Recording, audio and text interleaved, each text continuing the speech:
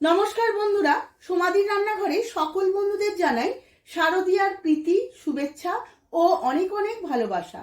আজ আমি শেয়ার করতে চলেছি দুর্গাপুজোর স্পেশাল একটি রেসিপি, মহারানী ভেটকি।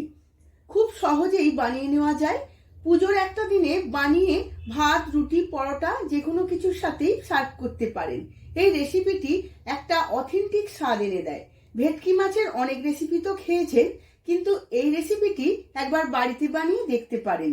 সম্পূর্ণ ভিডিওটি তার জন্য দেখতে হবে।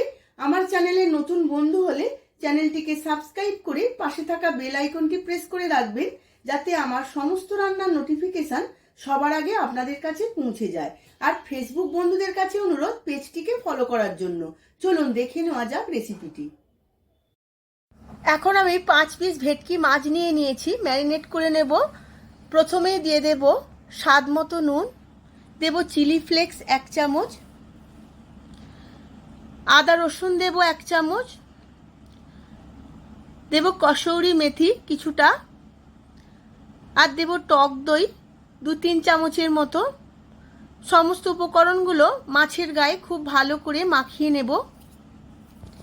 এইভাবে মাখিয়ে নিয়ে 20 থেকে 25 মিনিট রেস্টে রেখে দেব।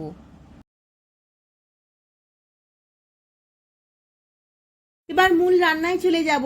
কড়ার মধ্যে আমি তেল গরম বসিয়ে নিয়েছিলাম। অল্প একটু ফোড়ন দিয়ে দিয়েছি, গরম মশলা, ছোট এলাচ, দারচিনি আর লবঙ্গ। এখন এর মধ্যে দিয়ে দিলাম একটা কেটে রাখা পেঁয়াজ। পেঁয়াজটা আমি একটু ছোট ছোট করে কেটে নিয়েছিলাম। খুব ভালো করে ভেজে নেব। লাল লাল করে ভাজা হয়ে গেছে। পেঁয়াজটা সাইড করে এবার ম্যারিনেট করা মাছগুলো একটা একটা করে এইভাবে বসিয়ে নেব।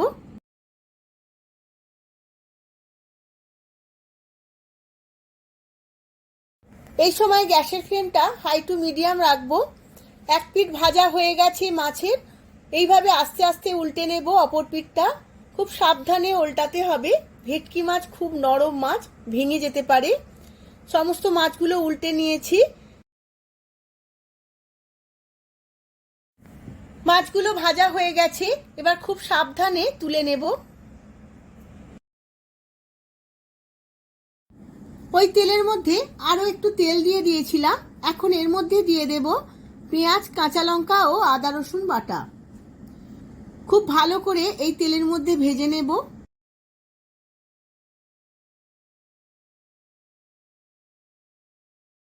আদা রসুন পেঁয়াজ কাঁচা লঙ্কা ভাজতে ভাজতে একটা পেস্ট বানিয়ে নেব। তার জন্য নিয়ে নিয়েছি 50 গ্রাম কাজু, 10-12টার মতো কিশমিশ, দেব 4-6টা ছোট এলাচ আর একটা জয়িত্রীর ফুল। অল্প একটু জল দিয়ে একটা পেস্ট বানিয়ে নেব। সমস্ত উপকরণগুলো খুব ভালো করে ভাজা হয়ে গেছে, কাঁচা গন্ধটাও নেই। এখন এর মধ্যে দিয়ে দেব 1 চামচ ধনে গুঁড়ো, 1 চামচ জিরে গুঁড়ো। আবারও আমি খুব ভালো করে ভেজে নেব মশলার সাথে। ভালো করে ভেজে নেওয়া হয়ে গেছে। এখন দিয়ে দেব কাজু আর কিশমিশের পেস্টটা। পেস্ট দিয়েও আমি খুব ভালো করে ভেজে নেব বা কষিয়ে নেব।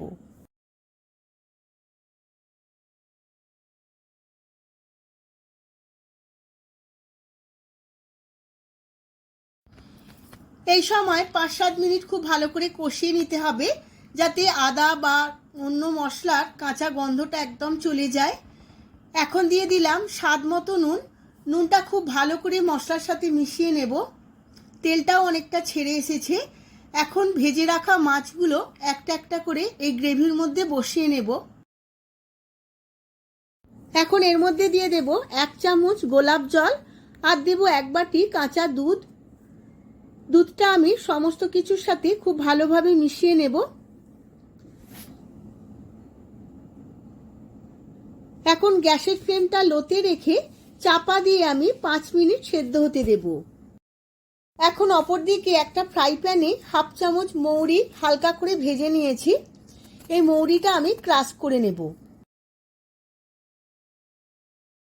5 মিনিট পরে চাপা খুলে দেখে নেব। দেখুন বন্ধুরা, গ্রেভিটা অনেকটাই শুকিয়ে গেছে। মাছগুলোও খুব সুন্দরভাবে সেদ্ধ হয়ে গেছে। ওপর থেকে দিয়ে দিলাম অল্প একটু কসৌরি মেথি, অল্প একটু চিলি ফ্লেক্স আর ভেজে ক্রাশ করা মৌরিটা। সমস্ত কিছু খুব ভালোভাবে একবার মিশিয়ে নেব। ব্যাস আমার রেডি হয়ে গেছে মহারানী ভেটকি। এবার গ্যাসের ফ্লেমটা অফ করে দিয়ে কিছুক্ষণ পরে আমি সার্ভ করে নেব। আমি সার্ভ করে নিয়েছি মহারানী ভেটকি। দারুণ দেখতে লাগছে, আর খেতে কেমন হয় আমি বলবো না।